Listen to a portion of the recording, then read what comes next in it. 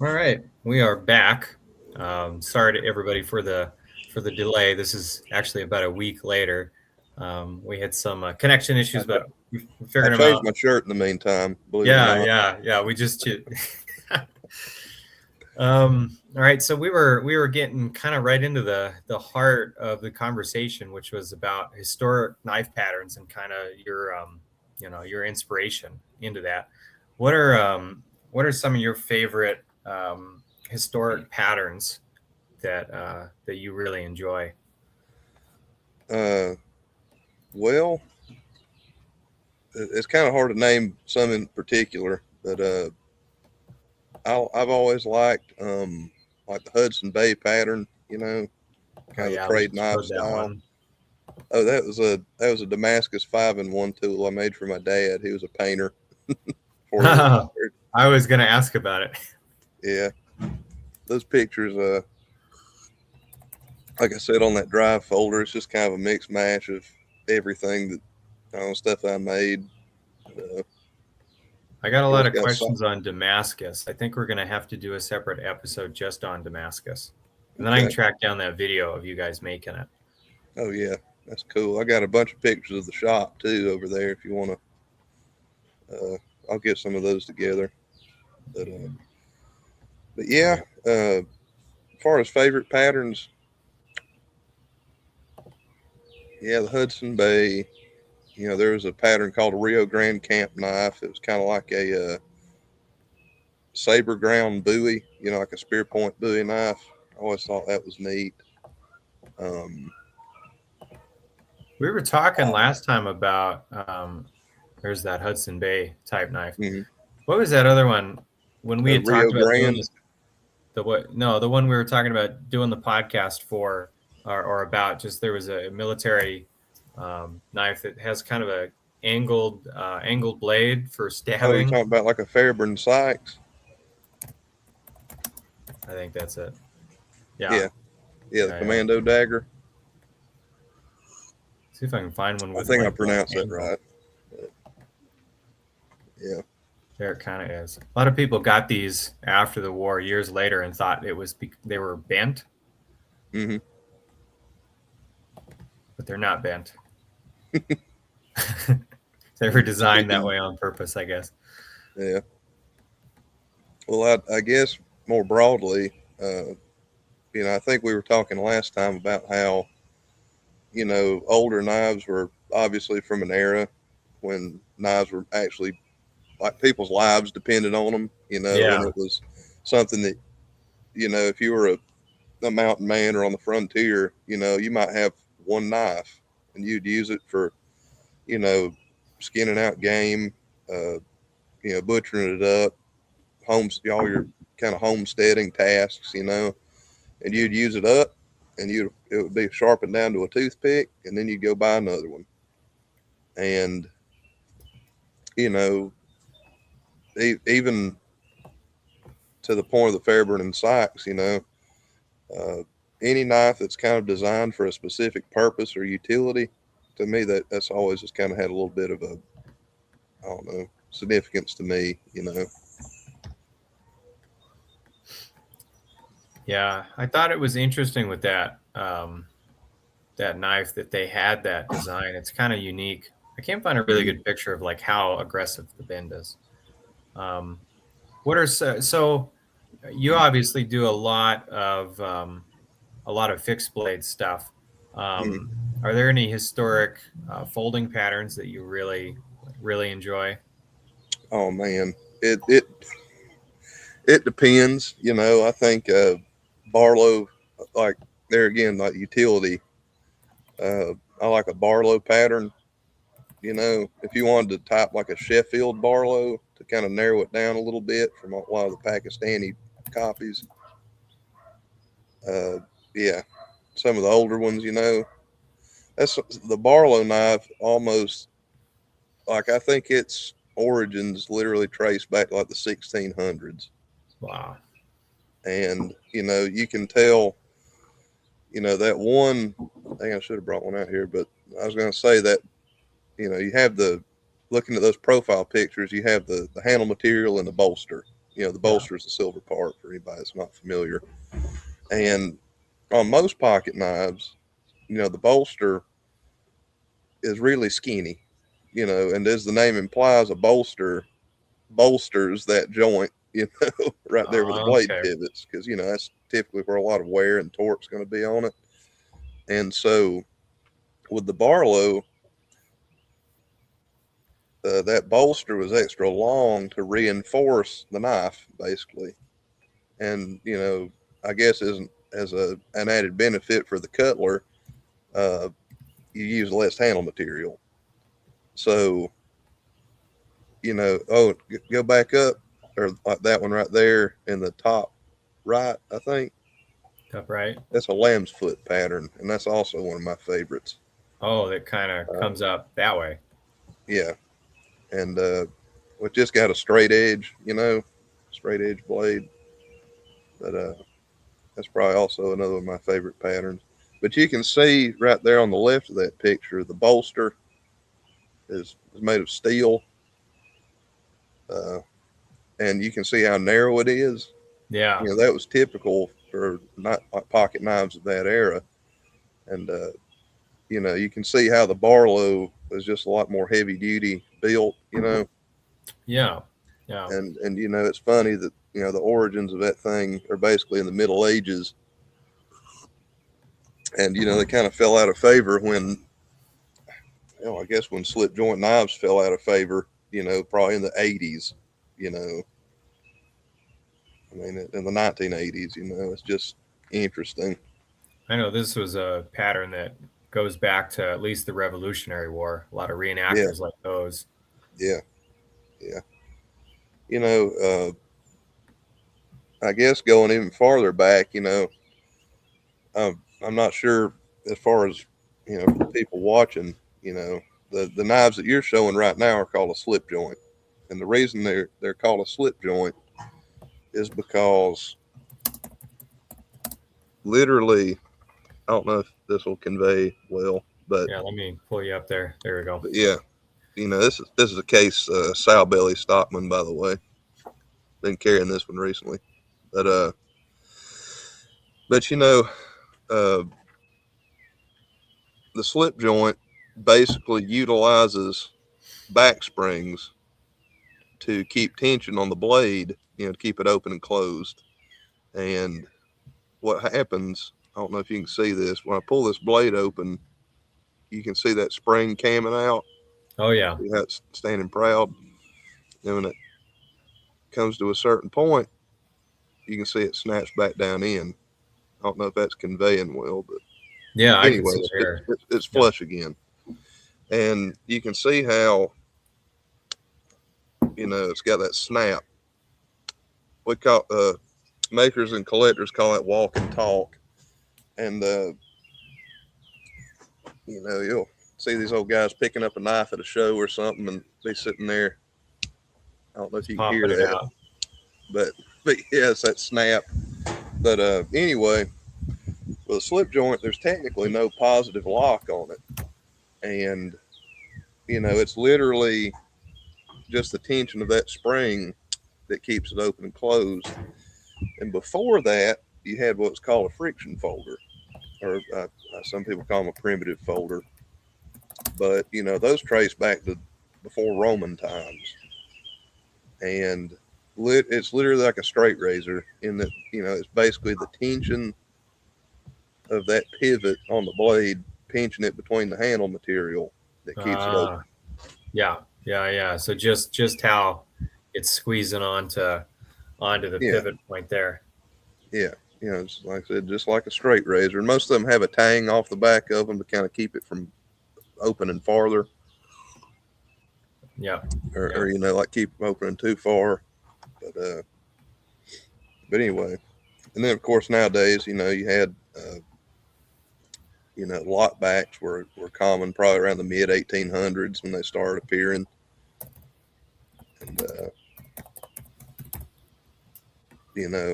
course the That's the ubiquitous buck 110, yeah with the that little kind of thumb notch. yeah, that kind of changed the game. Uh, and then nowadays you have heck, frame locks, liner locks, axis locks. But Oh yeah, yeah. Do you do a lot of buoys lately? not lately. I've That's a been lot kind of of refining. material. Oops. It is. Well, I've been refining my heat treat setup. I just bought a new kiln, so I'm hoping they'll kind of open some opportunities for me.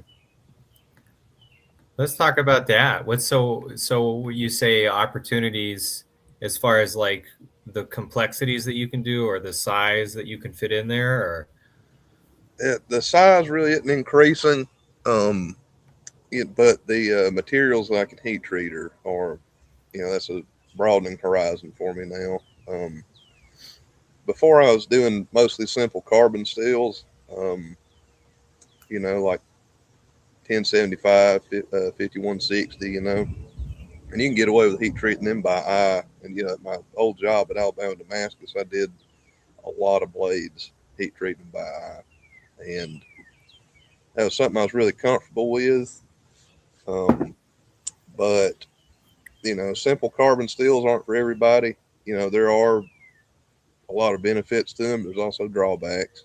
And just trying to kind of broaden my horizons a little bit, I bought an even heat kiln. I can't remember the model, but basically it's got a touch screen on the side of it. It's way nicer than anything I need.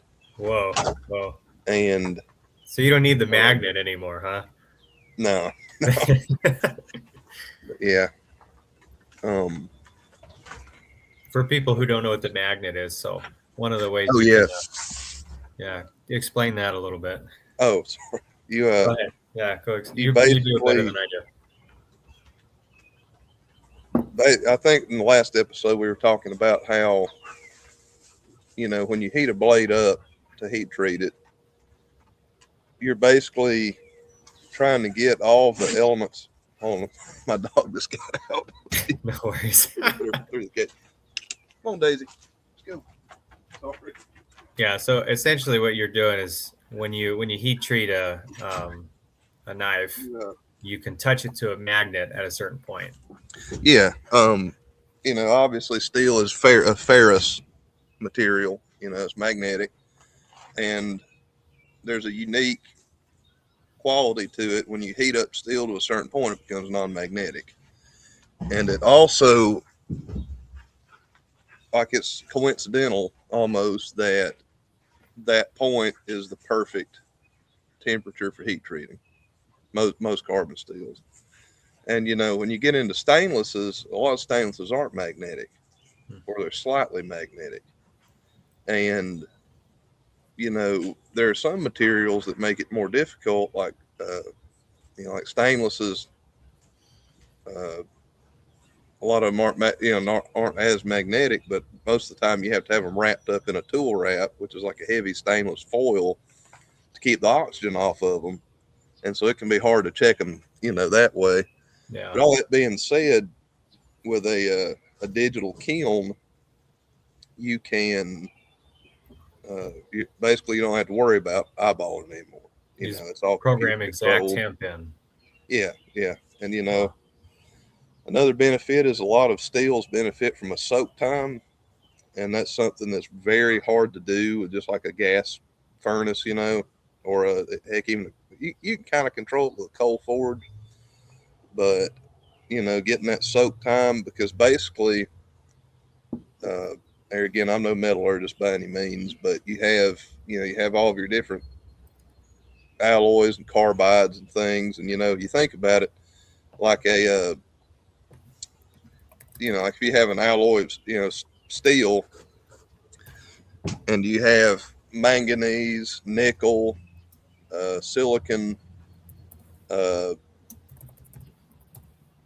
vanadium, all those elements in that steel, they're literally, it's literally like a mixture, of like a dough almost. Yeah. And basically, when you heat that up, you're trying to almost melt all those elements back into the steel, and like we talked about the crystalline structure, reforming and the profile of the blade, or whatever Yeah. object you're heat treating, all those elements almost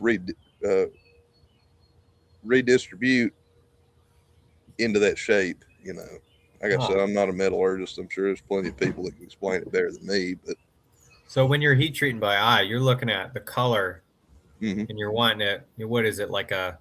Because cherry red's pretty low. You want it up to like a salmon color, not quite a white or a bright yellow.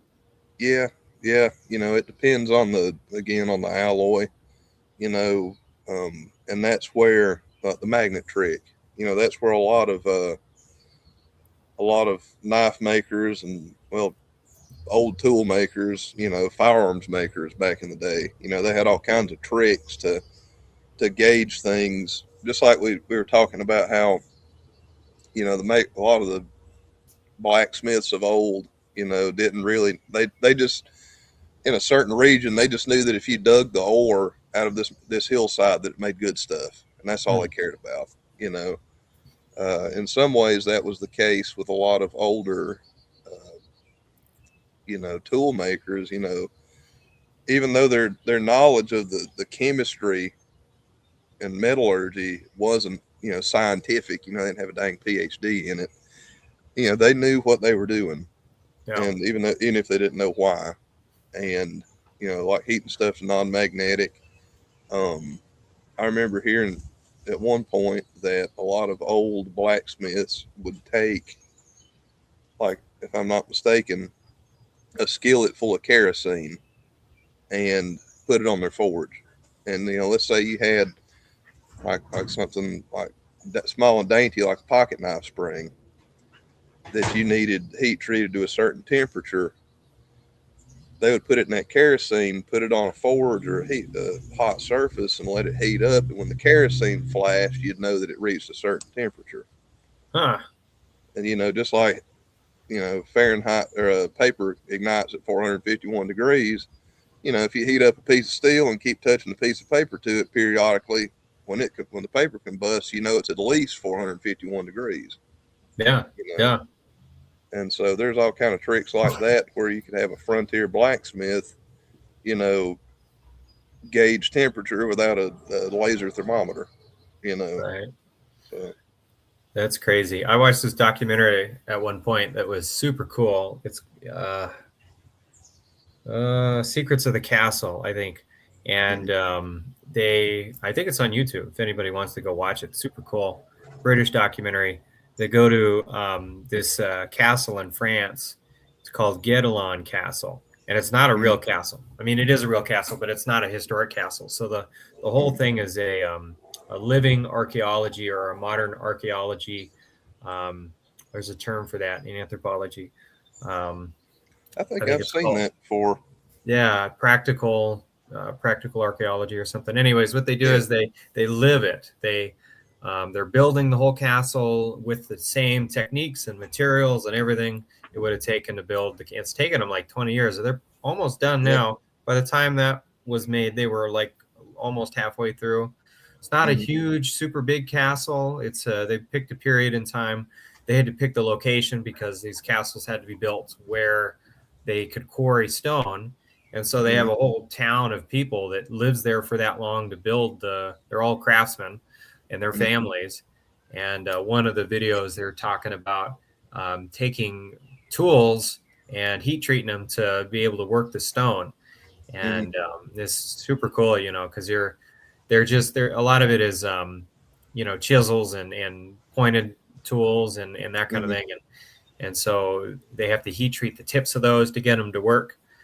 hmm um, when you were teaching me to make knives, we were using oil, and I used motor oil for a long time to hmm because that would kind of when you'd go to do the dunk, it wouldn't like water would cool it really quickly, hmm and oil seemed to like slow down that cooling process. hmm Yeah, you have different quenchants for different alloys. And I guess getting back to the whole heat treating thing, as far as my new kiln is concerned, you know, a lot of steels, uh, you know, different quenchants for different materials.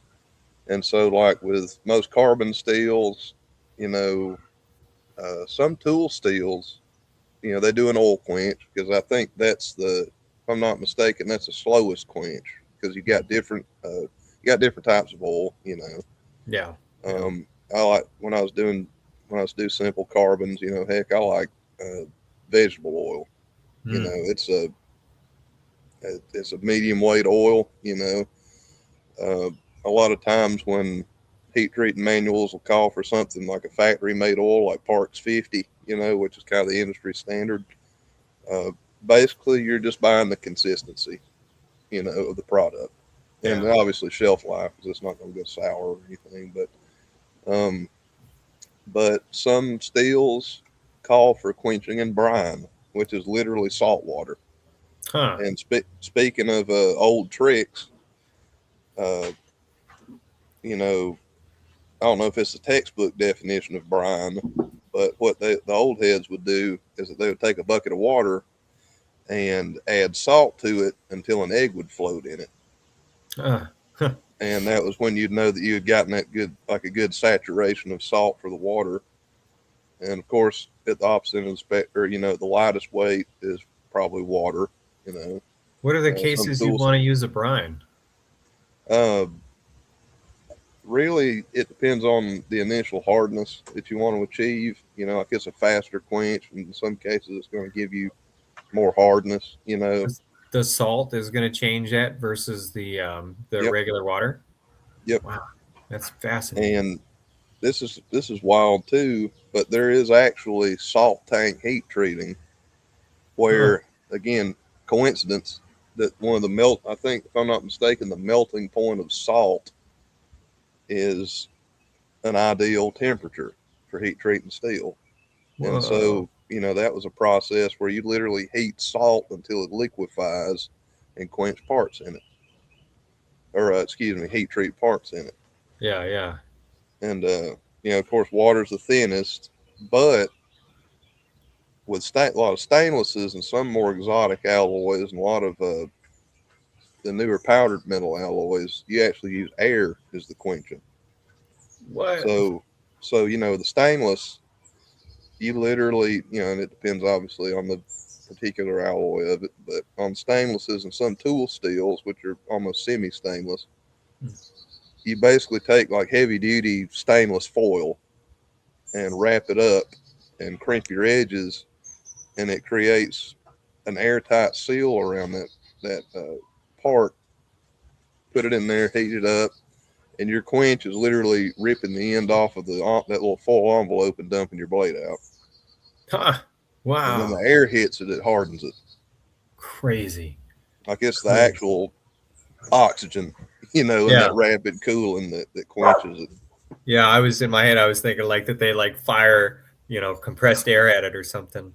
I mean, That's some wild. people do, and some people insist on uh, taking it out of the pack and putting it between aluminum plates, or some people actually leave it in the pack and put it between aluminum plates. I think it is more of that rapid cooling than anything.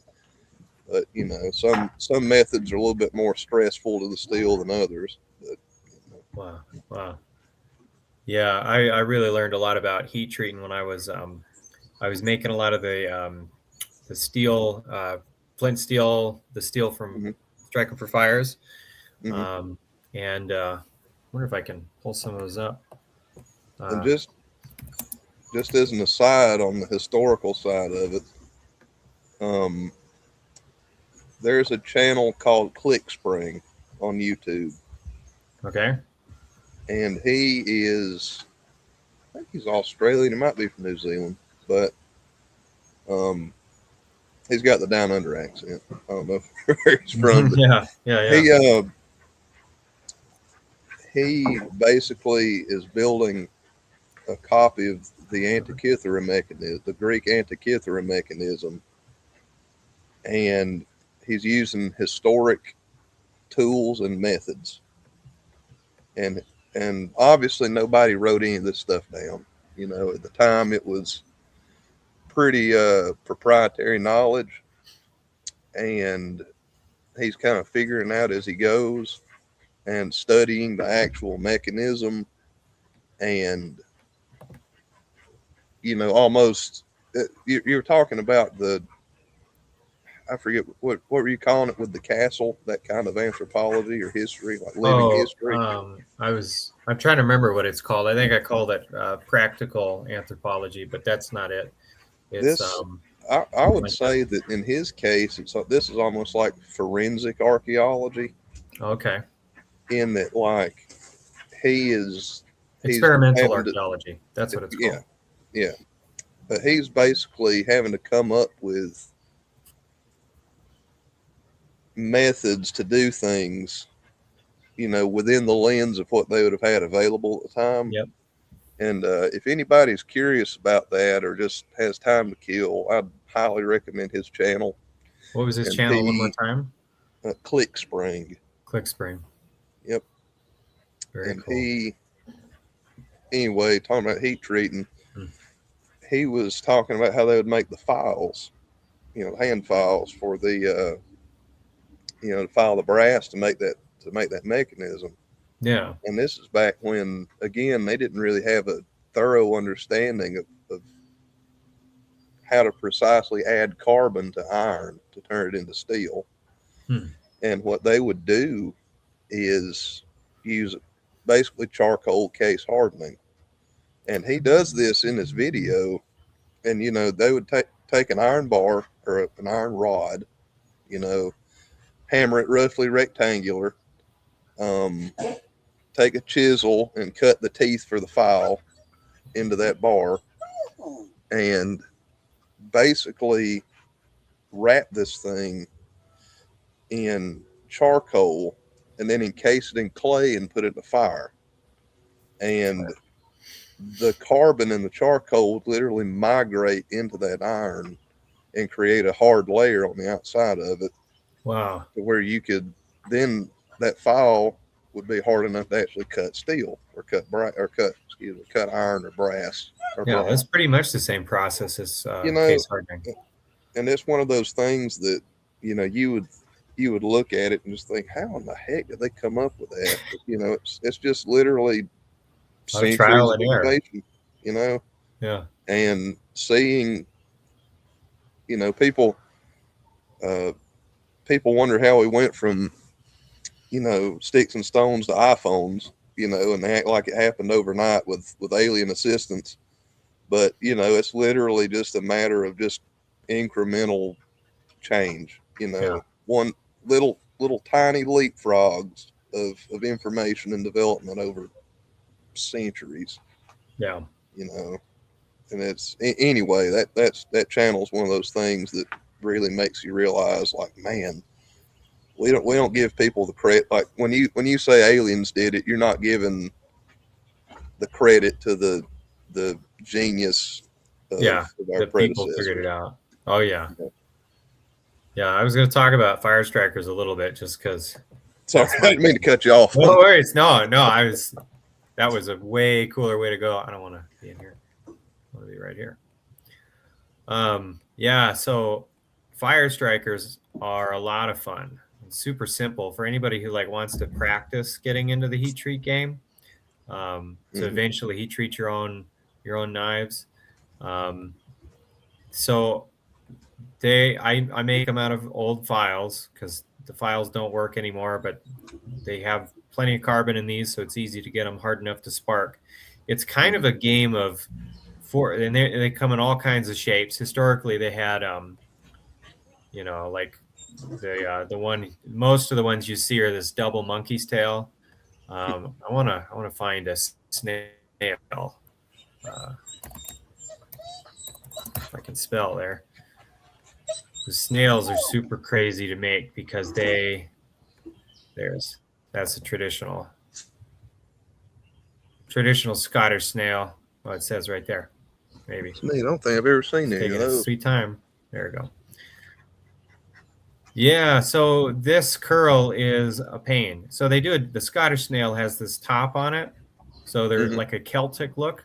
I love Hmm. making those, but when you do the heat treat, the thickness of the body to the curl and then the fineness of the tail. It Mm-hmm. so traditionally they were done like not the same as knives. So they would, with the knife, you're getting it up to heat treat, and then you're dunking it in an oil, and then you're taking that to a temper to even everything out.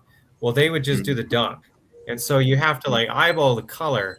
And I found with files, like a nice cherry red is good, and then a water quench. And that gets you Mm-hmm. about in the ballpark. Um, Mm-hmm. but if it's too hard, you end up, after a number of strikes, you start breaking off the little tails and stuff. Mm-hmm. So that Yep. one's super difficult to get right and durable. And then there's a double ram's head, which is kind of cool. I wonder if you could do like a differential hardening on those, You or probably like, could. or like like on the monkey's tail, like probably take like a little matte gas torch or something, like draw down the curl just a little bit, you know, kind of anneal it. Yeah, yeah. And I've played around with that. I want to get it in one go, just like they used to, because these guys, they would Oh crank yeah, them out. They knew oh what they yeah. were doing. Can't find a good ram's head. Um, that one's kind of like a knuckle ram's head, but it's basically that snail curl on both sides. Mm-hmm. And that is super challenging because it will totally break. I think I've got one that's I've done well enough that's survived. Um, but yeah, that's a lot of fun. So I Cool. think it's about time to get into questions. Okay. All right, because I know we're coming to the end of our time here together. Mm-hmm. And I posed on the Facebook for people to ask some questions, and through other means, and I have collected 4 questions for you. Heck yeah. So we'll start with got one here from Rick. What are your favorite materials to work with when making knives? Well, Rick, um, let's see. Again, I think I'd probably say as far as steels go, as simple carbon steels, I think they're uh, more than adequate for what most people use, a blade for on a regular basis. The only downside to me being the rust, the corrosion. But in a way that to me that almost just holds you to task of making sure that you take care of your tools, and understanding their limitations. Uh, as far as handle materials go, um, I like micarta. I Yeah, think that's probably my favorite modern material for the pure practicality of it, and I think it's got a cool, like, it's a man made material, but it's also got kind of a natural look to it. Um, but as far as purely natural, buffalo horn is probably hmm. my favorite. And it's the opposite in that regard because if you set it out in the sun for too long, like before you have it pinned down, it will bow into a freaking horseshoe. And, you Yeah, know, but I think it's one of the prettiest natural materials, besides like a super good piece creamy of, too. oh yeah, Yeah, super easy to work. oh yeah. Takes a beautiful polish too. Yeah, I've got. I'll go get it. I've got a razor from the 1850s. It's buffalo horn. Give me one Mm-hmm. second. You don't find a lot of these razors still around that are buffalo No, horn. and another downside to I'll just keep talking. But another downside of the buffalo horn is that you'll have a type of beetle called dermestid, and a lot of times you'll see them and it looks like see a lot of historic knives. It looks like a Dremel tool just kind of pecked little bits out of the horn. That's a dermestid beetle, and they eat horn and other organic material. So, like John was saying, it is kind of hard to find original pieces. Heck yeah. And that's What that. brand is that one? Does it say? Yeah, so it is a Wade and Butcher made in Sheffield, and it's hard Mm-hmm. to see. It's got our very best etched on the blade Yeah, there. You can almost see it there. I've got a, I've got quite the affinity for old Sheffield cutlery. Yeah, I do too. They were really well made and well known the world over. Mm-hmm. We've got another Wade and Butcher here that's pretty sure this is a bone or a white horn. Mm-hmm. You can tell this one doesn't have any etching. It's A got little a bit. yeah. Yeah, it's got a what do you call it? The Is it like a barber's notch on the end yeah, there, yeah. and that was so they could like use their finger to get it open, or they could use something Hmm. like lock it on there, get it open one Hmm. handed while they're like holding their hair or their face up. That's the same period, I think. This is that razor I made the other day. Oh That's man. a Damascus, and that's the buffalo horn we're talking about.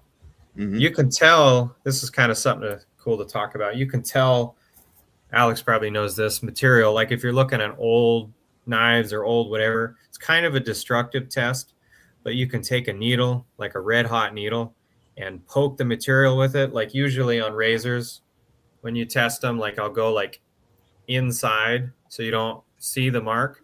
But Hmm. if it's plastic, it'll go right through. Hmm. But if it's a natural material like bone or horn or whatever, it'll stick into it. It'll Uh, stop. and you got to be careful of those old celluloid plastics because they're very flammable.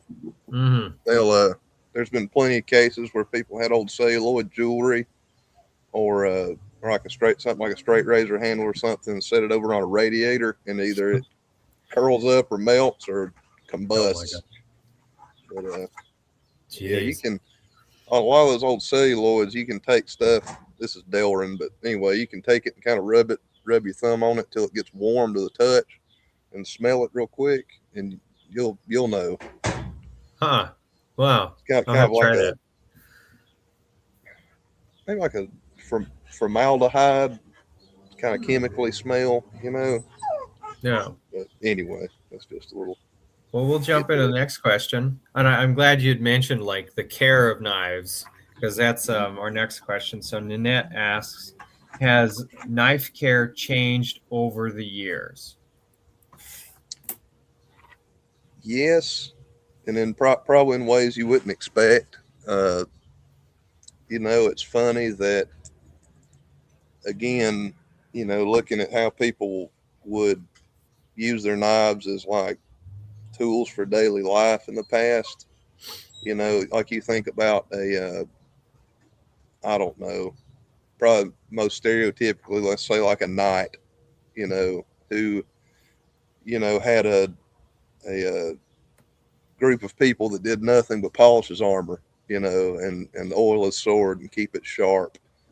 Uh, make sure that it was just spick and span and everything was perfect, because that was an expensive item back then Yeah. and not everybody had one. But, more realistically or more, I don't know, more down to earth sense, uh, everything was carbon steel back in the day. And so, you'd have, their concerns weren't necessarily with the aesthetic of the thing. You take an old skinning knife. I mean, obviously, you don't want it rusty. So, you might take some leather with some salt on it as a mild abrasive or, with creek sand or something and polish the rust off. But other than that, you just keep it sharp. And odds are you were using it so much that it really didn't have a chance to rust, Yeah. or if you're let's say the handle cracked and you just wrap a piece of rawhide around it, or find another piece of wood of similar density or of suitable thickness and just pin it on there. Like in a way, you know, when people use them, it's funny because, a lot of those knives, skill was cheap back then. Human capital was not nearly as valuable as it is these days or as well recognized. And so, you might have an old pocket knife that was made by a master cutler that had been doing that trade for 40 years. Wow. And his sons did it, and his sons did it, or his dad did it, and his dad did it, and then his Yeah. son was doing it. And, you had literal generations of skill and in a in like a cottage industry environment that does not exist today. And it would be something as lowly as a little penknife from Sheffield that was it was essentially made by master craftsmen that you would pay like $5 for a dozen of them, you Wow. know. And it's one of Wow. those things that back then, someone snapped the blade off. Oh well, just go get another one, or Yeah. I'll keep using the other two blades until they wear out. And and it's fun anyway. Getting back to your question, Yeah. No it's worries. fun. It's funny that back then people cared less about arguably better quality items because it was just normal. There wasn't the alternative of cheap back then, and even cheap back then was still handmade at using materials these days that we would say, oh, that's beautiful, but back then it was second rate. Yeah. It's Yeah. just there's just an abundance of quality back then that we can't relate to. But now, it's funny that we don't typically use our knives every day. And most people, a lot of people will have uh, a box full or a whole roll full of knives that have never been used. And so now our concerns, ironically enough, isn't that they're going to stay serviceable from constant use. It's that we need to keep them serviceable from neglect almost, relatively, That's a good and point. so, people will pull out their knife rolls and polish blades and keep them oiled or put Renaissance wax on them or anything.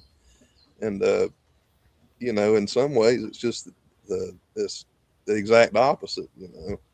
Wow. But we're more picky about them Yeah. than Yeah. people were in the past, Right.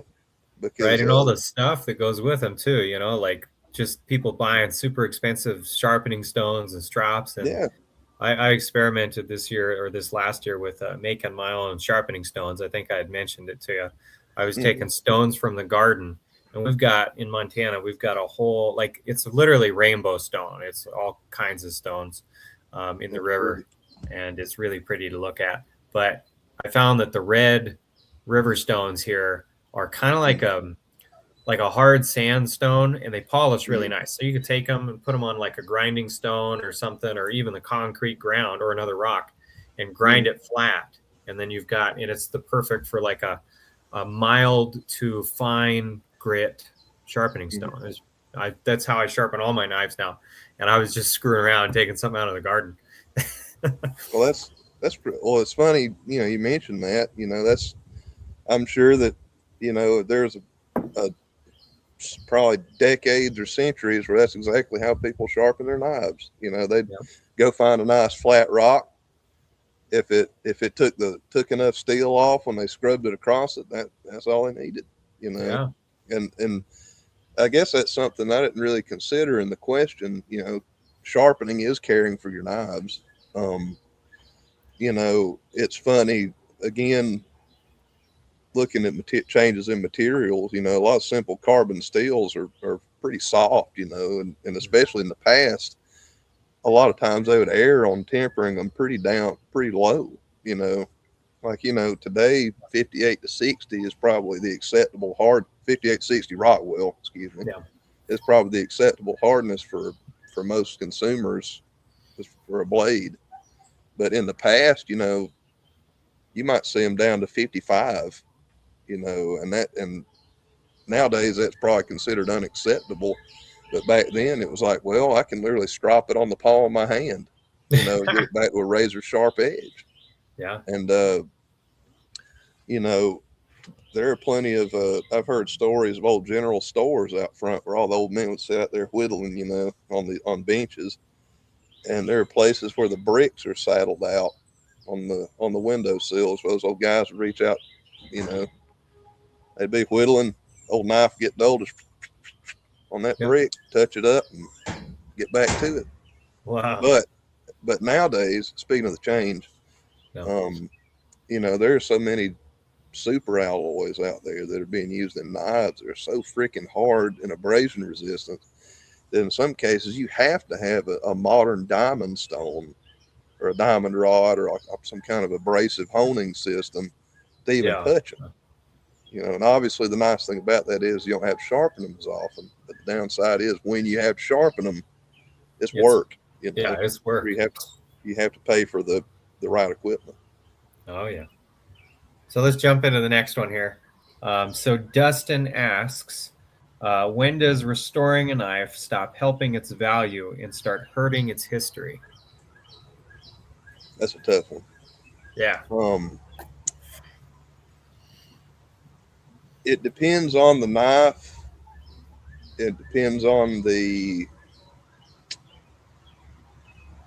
collector circles, I guess, that would appreciate it. Um, like it's kind of like, I would say it's like coins. Like I would say err on the side of don't go too far. Sure. Sure. Um, which I'm not a coin collector, but like if you've got a mostly, let's say that you've got a mostly pristine 1830s pearl handled Sheffield split back whittler, some kind of super desirable early knife, and it's got a few rust spots on them. Don't take it to the bench grinder and try to get them off. Yeah. uh, you know, there are some knives that are so far gone that it really doesn't matter what you do to them. Like let's say you found your grandfather's old timer trapper, and it's got rust on the blades, and the nickel silver's tarnished on it. It's kind of hard. It's so rusty you can barely open it. They made a million of those things, and your granddaddy would probably rather you pull that thing open with a pair of pliers, spray it out with oil, take some fine steel wool and some time and polish the blades up on it, get that thing all clean and drop it in your pocket. And who Yeah. cares if it's got some pits in it? Again, I would kind of err more on the side of being more conservative with your cleaning. Usually, by the time it gets to the point where you're like regrinding blades to get pitting out, to me, that's usually kind of too far. Sure. Um, I but think it. I think one of the things he might have been talking about. I'll show you an example here with these two razors that I brought. Mm-hmm, So these are both Butcher and Sheffield. They're both marked with the arrow and the. I don't know if you can see that, but they're pretty much same period, same maker, similar size. One of them you can tell it has been left kind of grayed. It's mm-hmm, definitely tarnished, and the other has been polished, shiny. You mm-hmm, can see that when I move them here. I know yeah, that in some circles will ruin the value mm-hmm. um, of certain things. Is that Well, a concern for a lot of people? yeah. I mean, it depends. Again, like some circles are really picky about it. Like let's say like vintage case collectors. You know, it's funny because you'll see some knives sold as excellent condition, pristine.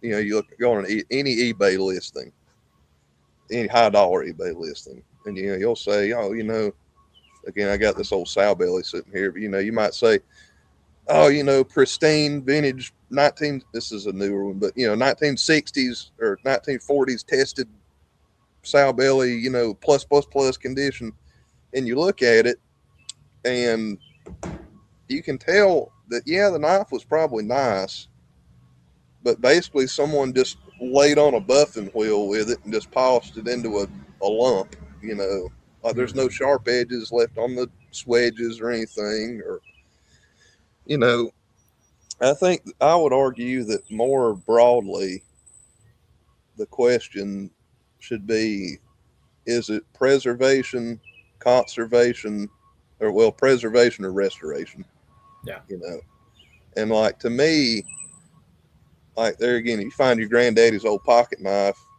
the monetary value, like even if it is a desirable old case knife or a run of the mill imperial, this old stamped imperial knife, uh, the sentimental value is probably going to always outweigh the monetary value. And I always just ask myself, what can I do to keep this from getting worse? You know, Not necessarily, I'm not going to try to make it brand new, but what can I do to make sure that it doesn't get any worse? Hmm. And, that's where, like, again, my go to as far as finding an old rusty knife is taking 4/0 steel wool and some like rim oil, or well, firstly blast. I usually blast it out with WD-40 and compressed air. WD-40 is not a preservative oil, by the way. It's a good cleaner. Um, but I might do that. Uh, Spray it out with oil, blow it out, clean it up with Q-tips down in the liners, or if it's a fixed blade, it's even easier. Wipe it down. But take any rust, basically coat the blade in like rim oil or any kind of gun oil or midweight oil, and just scrub it with 4/0 steel wool really gently until you start getting the shiny steel or the rust turns black. And usually that's when I call it done. Like if the edge has been poorly sharpened and it's really bellied out or wavy, a lot of times I'll take like a really fine file and kind of straighten that edge out just a little bit. Again, erring on the side of caution. You Yeah. can't put material back. You know, Yeah. just kind of get that edge straightened out, put a crisp bevel on it, sharpen it up, and carry the heck out of it. You know. Very cool. Well, it looks like perfect timing. We got one more question. We got about 10 minutes. Okay. So no worries. No, it's Sorry. perfect. Yeah. These are why we ask them. And this is why I limit like one per person, and I'll pick the best one that somebody will offer. And I pick good questions that I know are going to get a good response. The last one is from Ethan. And he says, what should people avoid when purchasing a new blade? Uh, I would just say poor quality. I mean, I know this is a generic answer, but I'd probably just say poor quality. You know, not saying they're not capable of making good stuff, but like if you look at a lot of Pakistani knives, Mhm. China has really upped their game probably over the last 15 years or so, 20 years. Used to it was just cheap stuff, but there's plenty of really nice knives coming out of China that are affordable. Mhm. Um, it kind of when you get into the Pakistani and Indian made stuff. Again, not saying there's not some nice stuff out there, Mhm. but like when you see a brand new pocket knife for $5, it might make you kind of raise your eyebrow. Especially if it's Damascus. Oh yeah, yeah, and that is not even at a craftsmanship level. You're talking about it like a metallurgy level. Yeah. That's when you get to the point where it's like this probably isn't actually heat treated correctly, if it's heat treated at all. Like the fit and finish on it's probably really rough. And like, I'm a cheapskate personally, but there is a certain point to where I'm like, I'd probably be better off just buying an old knife and cleaning it up, or saving that $10, because knives are typically affordable. I like collecting guns, and it's funny because you can go to a knife show and spend and buy a dozen knives for the cost of one cheap gun, Right. at a It's gun true. show. But I would just say, if budget is your concern, really really look at the details, especially if you're buying online. Hmm. Uh, cheap. Uh, I'll put it this way: there's affordable and then there's cheap. And I would say that, and John can probably attest to this. Brands like Mora Hmm. Yeah. of Sweden make Yeah. a fantastic carbon steel fixed blade knife. Now it's going to be pretty bare bones, but I would say that buying something like a Mora for probably $25, as far as the quality of steel and usability of that knife, is going to way outdo anything that you could buy like a fantasy knife at a gas station for the same price. Yeah. I'm But gonna as pull up. Keep talking. I'm gonna pull up this real quick. but as Go ahead. far as things to avoid, I mean, I'm not going to sit here and say like, oh, well, a certain style of knife or a certain type of steel, like it's the sky's the limit, and what you like, you like. But whatever you buy, just make sure that it's decent quality. You know. Oh yeah. I'm a big fan of Mora knives. I've used them for years for survival stuff. And Hmm. this, I love this site, Knives of the North. Hmm. I think I just got this one or maybe a different one. So they make a bunch of these are all Finnish and Norwegian styles like Bacos Hmm. um, and Lukus and all these. And they also make carving blades. I don't know if you've shopped for carving blades to make your own, Yeah. but they have a crap ton of patterns and everything here. These are awesome for just whittling and that kind of thing and bush type Hmm. stuff. Um, and they're all carbon steel, so they'll rust. But like, I mean, look at like $11 for this 62 Yeah. millimeter. It's probably And that big, that is literally probably one of the best fixed 95. blade knives that you could buy. You know, I mean, and I guess to your point too, like as far as but if there's as budget as far as budget is concerned, you know, buy one of those Floyd blades on there Yeah. and get you a piece of ash, or heck, go to the hardware store and buy an old a broom handle or something. Hmm. Drill a hole in it, shove the blade down in there with some epoxy, shape it up, and Done. use the heck out of it. Oh yeah. All right. Well, I think that brings us to the end. Um, Thanks again for joining us on here. Well, of course. How can people find out more about you? Where can they find your stuff and everything? Well, when I get around to actually listing stuff for sale again online, I've been doing mostly just in person sales, or custom orders recently. But uh, What's your website? I'm gonna pull it up. well, I've got an Etsy store called Worsham Handmade Goods, We're gonna go and I have there. a Facebook page, but I haven't really posted anything on that recently. So, but yeah, pretty much keep an eye out on that. Um,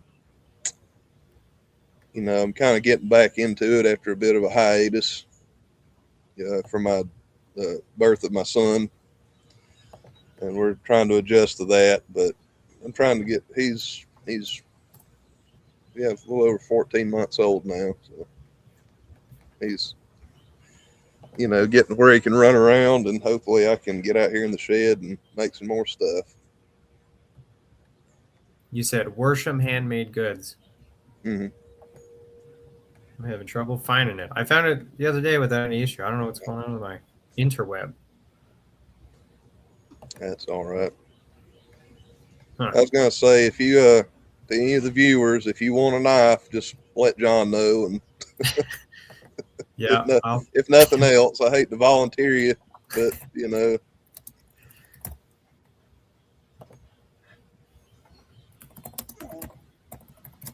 I'm trying another thing here. Um, I don't know if that's you or not. I don't know why it's being that way. Whatever. Yeah. So, and you and I talked about doing like a project knife together, mhm. like a special edition type thing. That might be something we work on in the future, so people can keep an eye out. And but yeah, we got to have you back on. I think it'll be good. All right, yeah, anytime. All right, man. Well, we'll talk to you later. All right, and thanks for the questions, everybody. I enjoyed them. I hope I answered them to your liking. You did great. You did great. All right, here we go. We'll see you later. See ya.